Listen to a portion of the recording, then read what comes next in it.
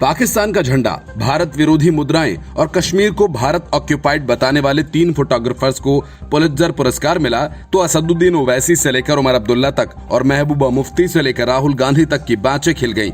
सब उछल उछल कर देश विरोधी एजेंडे को अंतर्राष्ट्रीय स्तर पर उछालने वाले तीनों विदेशी मीडिया के लिए काम करने वाले फोटोग्राफर्स की तारीफ में कसीदे करने लगे। ये वही राहुल गांधी हैं जिन्होंने जम्मू कश्मीर से धारा 370 को निरस्त किए जाने के बाद फेक न्यूज फैलाने की कोशिश की थी, जिसका इस्तेमाल पाकिस्तान ने यूएन से लेकर तमाम अंतर्राष्ट्रीय मंचों पर किया था। वहीं राहुल गांधी एक बार फिर पुलित्जर अवार्ड के बहाने देश विरोधी एजेंडे को आगे बढ़ाने लगे, तो बीजेपी ने उन पर सीधा हमला बोला। बीजेपी प्रवक्ता संबित पात्रा ने तो राहुल गांधी को देश विरोधी तक करार दे दिया। संबित पात्रा ने ट्वीट कर सवाल पूछा कि क्या कांग्रेस कश्मीर को भारत का अभिन्न हिस्सा मानती है। संबित पात्रा ने फोटो पत्रकारों को बधाई संदेश वाले ट्वीट को लेकर कांग्रेस पर हमला बोलते हुए आरोप लगाया कि राहुल गांधी ने ऐसे लोगों को बधाई दी जो कश्मीर को विवादित क्षेत्र मानते हैं। उन्होंने कहा कि क्या सोनिया गांधी जवाब देंगी, क्या वे और कांग्रेस पार्टी राहुल गांधी से सहमत हैं। संबित पात्रा ने कांग्रेस पर हमला करते हुए कहा कि आज राहुल गांधी ने उन लोगों को बधाई दी है जिन्हें कश्मीर को विवादित क्षेत्र मानने पर पुरस्कार मिला है। पात्रा ने एंटी नेशनल राहुल गांधी को हैशटैग के साथ अपना संदेश पोस्ट किया। राहुल गांधी ने ट्वीट कर कहा कि डार यासीन, मुख्तार खान और चन्नी आनंद को जम्मू कश्मीर में जिंदगी की असरदार तस्वीरें खींचने पर पुलित्जर पुरस्कार जीतने की बधाई। आप लोगों ने हमें गौरवान्वित किया है। राहुल ने एक खबर का हवाला देते हुए कहा कि इन तीनों फोटो पत्रकारों ने पिछले साल अगस्त में अनुच्छेद 370 हटाए जाने के बाद क्षेत्र में लॉकडाउन के दौरान की गई अपनी फोटोग्राफी के लिए यह पुरस्कार जीता। असदुद्दीन ओवैसी तो राहुल गांधी से एक कदम आगे बढ़ गए। उन्होंने तो सरकार से तीनों फोटोग्राफर्स को बधाई देने की मांग कर डाली। उमर अब्दुल्ला और महबूबा मुफ्ती से इसके अलावा और क्या उम्मीद की जा सकती है कि भारत की छवि खराब करने का मौका उन्हें मिले और वे चूक जाएं। वोट बैंक के चक्कर में ममता बनर्जी किस तरह से कोरोना के नाम पर सियासत कर रही हैं, उसका अंदाजा इस बात से लगाया जा सकता है। अजमेर से ट्रेन को बंगाल आने की अनुमति देने में ममता ने जरा भी वक्त नहीं गंवाया, लेकिन महाराष्ट्र से ट्रेन आने की इजाजत वो नहीं दे रही। मतलब कि प्रवासी मजदूरों को भी ममता बनर्जी वोट बैंक के खाने में फिट करके देख रही हैं। बंगाल में अब तक 2 ट्रेन को आने की अनुमति दी गई है, एक अजमेर शरीफ और दूसरी केरल से।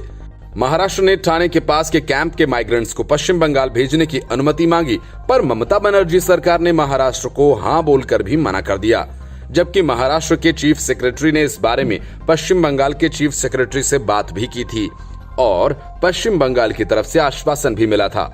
ऐसे में अजमेर शरीफ से ट्रेन की अनुमति देना और दूसरी जगह से मना करने पर सवाल खड़े हो सकते हैं। 5 तारीख तक रेलवे ने कुल 67 माइग्रेंट ट्रेन चलाई, जिनमें से 35 अपने गंतव्य पर पहुंच गई हैं और 32 पहुंचने वाली हैं। इनमें से बिहार में 24 ट्रेन आने की अनुमति मिली और यूपी में 15 ट्रेन आने की अनुमति मिली है।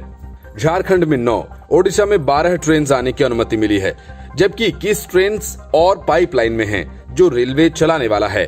जहां यूपी बिहार जैसे राज्य अपने यहां ट्रेन आने की अनुमति धड़ाधड़ दे रहे हैं, वहीं ममता बनर्जी वोट बैंक के चक्कर में रोड़े अटका रही हैं।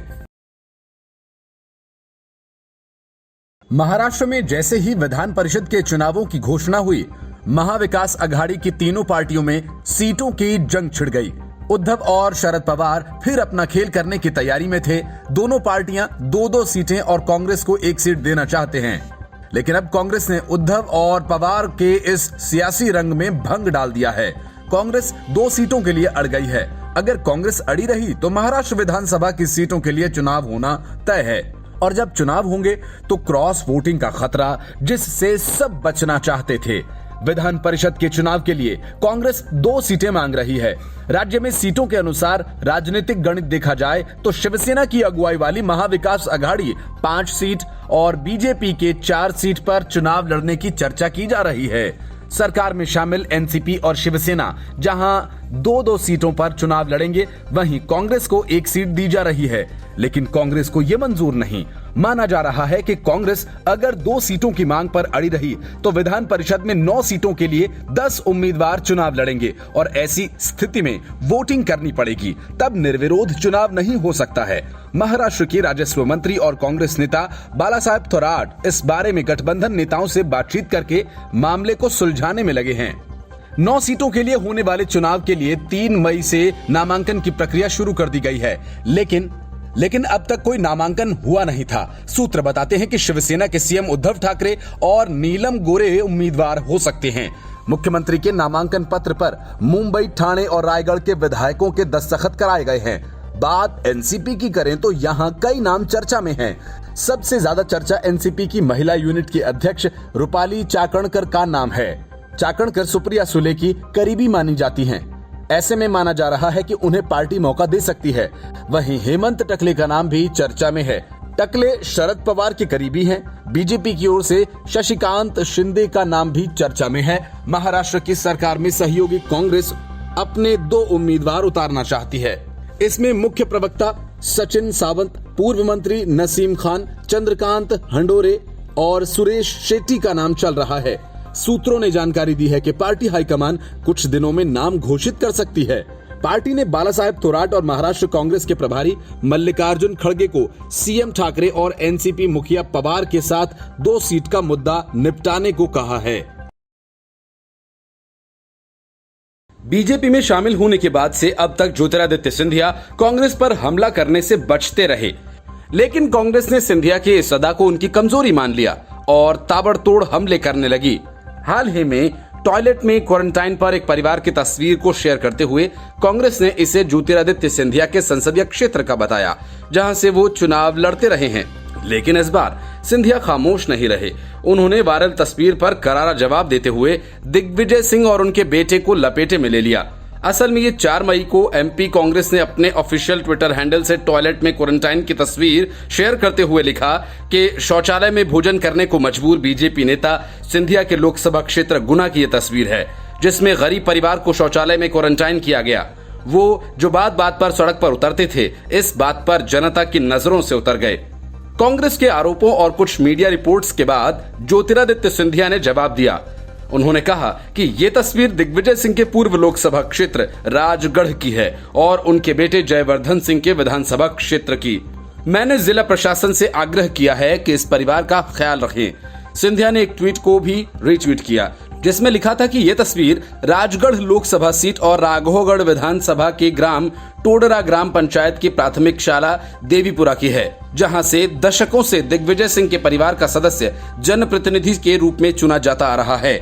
सिंधिया यही नहीं रुके। शिवराज सरकार के समय में शुरू की गई संबल योजना को कमलनाथ की सरकार ने बंद कर दिया था। शिवराज सिंह चौहान ने इसे फिर से शुरू किया।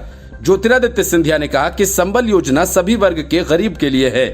आमजन के कल्याण के लिए बनी इस योजना को राजनीतिक द्वेष के कारण पूर्व की कांग्रेस सरकार ने बंद कर दिया था, जिसे आज शिवराज सिंह ने आम जनता के लिए एक बार फिर से इस योजना को शुरू किया है।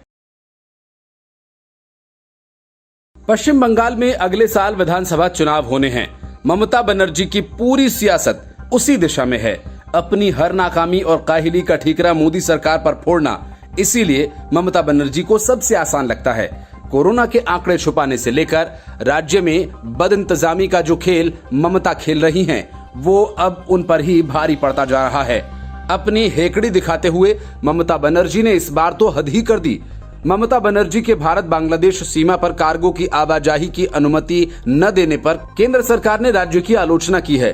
केंद्रीय गृह मंत्रालय ने 2 टूक कहा कि केंद्र सरकार के कार्गो को इस तरह रोकने पर पश्चिम बंगाल सरकार के खिलाफ आपदा प्रबंधन कानून के उल्लंघन का मामला दर्ज किया जा सकता है। गृह सचिव अजय भल्ला ने पश्चिम बंगाल के मुख्य सचिव राजीव सिन्हा को पत्र लिखकर कहा कि 24 अप्रैल को कार्गो को सीमा लांघने के निर्देश दिए थे। गृह मंत्रालय ने भारत नेपाल, भारत भूटान और भारत बांग्लादेश सीमा से जरूरी सामान के स्थानांतरण के निर्देश दिए थे। और इसी के साथ अजय भल्ला ने मंत्रालय को एक स्वीकृति रिपोर्ट सौंपने को कहा था। अजय भल्ला ने जानकारी दी कि इस संबंध में पश्चिम बंगाल सरकार की ओर से कोई स्वीकृति रिपोर्ट नहीं मिली है। केंद्रीय गृह सचिव ने बताया कि भारत और बांग्लादेश की सीमा पर सामान की आवाजाही पश्चिम बंगाल में असफल रही, जो अब तक पूरी नहीं हुई है, जिस कारण काफी संख्या में जरूरी सामान के ट्रक जो बांग्लादेश जाने थे वो अलग अलग सीमाओं पर फंसे हुए हैं। बांग्लादेश से लौटने वाले ऐसे कार्गो के चालकों को भी भारत की सीमा में घुसने की अनुमति नहीं मिली।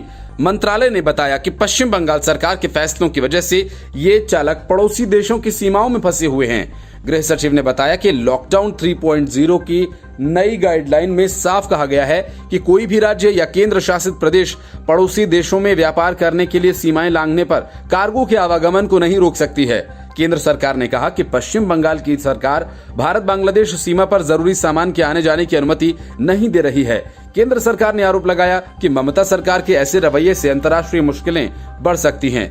असल में ममता बनर्जी केंद्र सरकार के साथ आग पानी का खेल खेल रही हैं। इस वक्त जब कई सारे दूसरे मुख्यमंत्री अपनी छवि बनाने में लगे हुए हैं, वहीं ममता बनर्जी अब तक ऐसा करने में नाकाम रही हैं।